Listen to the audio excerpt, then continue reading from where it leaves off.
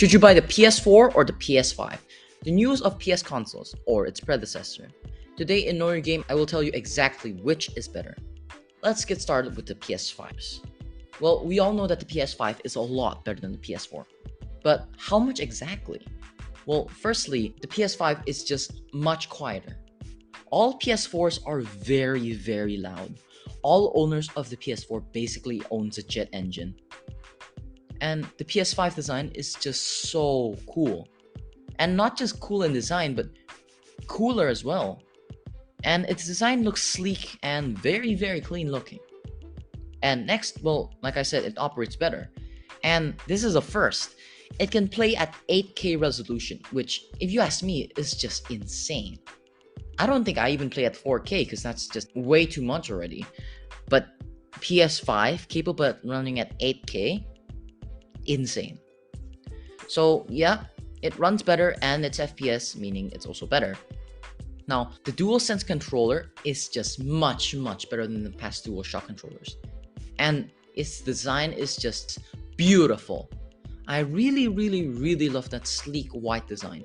And you know, if you think about it, this is the first ever PS console that isn't black. This is the first ever white one, which is really cool. Anyways, there's also a new UI overhaul in the PS5, and let me just say that the UI overhaul is just beautiful. It's really cool. If you haven't checked out the PS5 UI, you gotta check it out because it looks so beautiful. Next, now we can have ray tracing in consoles as well, or at least for the PS5. Now, ray tracing should help a lot of things look much better. Think about it like RTX, but let me just say, is super expensive. But still, the PS5 is basically the upgrade of the PS4. Or is it? Even until now, my PS4 is able to work perfectly fine. No problem. In fact, I don't think I even mind the specs of PS4 or even the GPU, CPU of the PS4. Yeah, sure, the PS5 has much better specs, CPU, GPU, and those kind of stuff, but for casual players like me, they don't really matter much, to be honest. Good enough. Why go for the best when you got enough?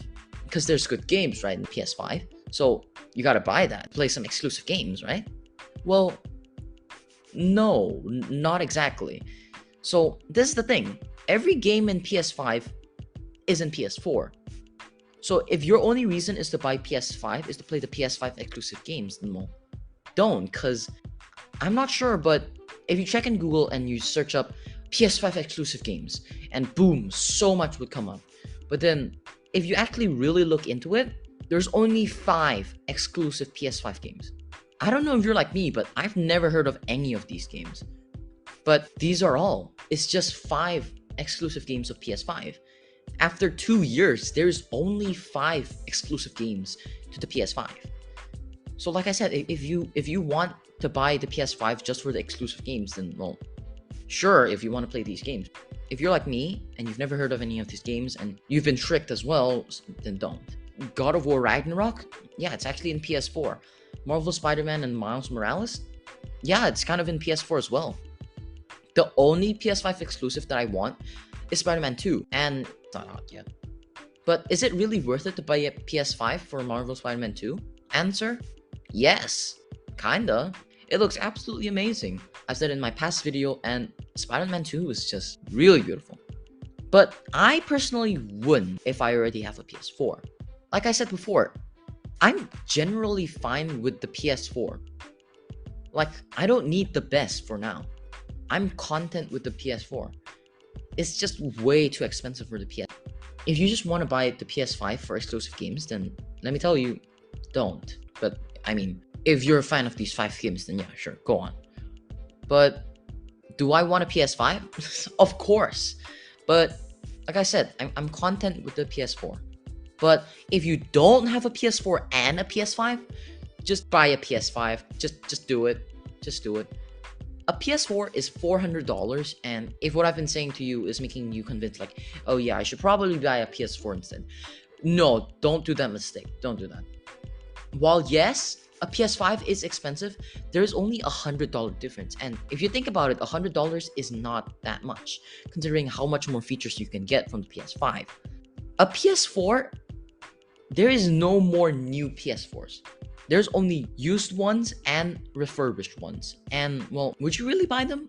If I don't have a PS4 and a PS5 and I want to buy some of these I'll buy a PS5. To summarize, if you have a PS4, don't bother. But if you're a really competitive gamer, then yeah, sure, go on.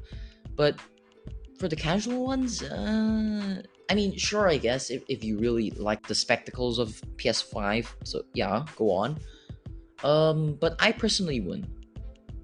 But again, if I'm given the chance of like, hey, do you want a PS5 for free? Then hell yeah, bro, I'll buy one. But I personally wouldn't buy one like right now. But if the prices go down more, then yeah, who knows? I'll buy one. Anyways, yeah, spend an extra $100 for the PS5, and it's just gonna be a much better option for you if you don't have a PS4 or a PS5. Anyways, yeah, thanks for watching. See you next week. Goodbye.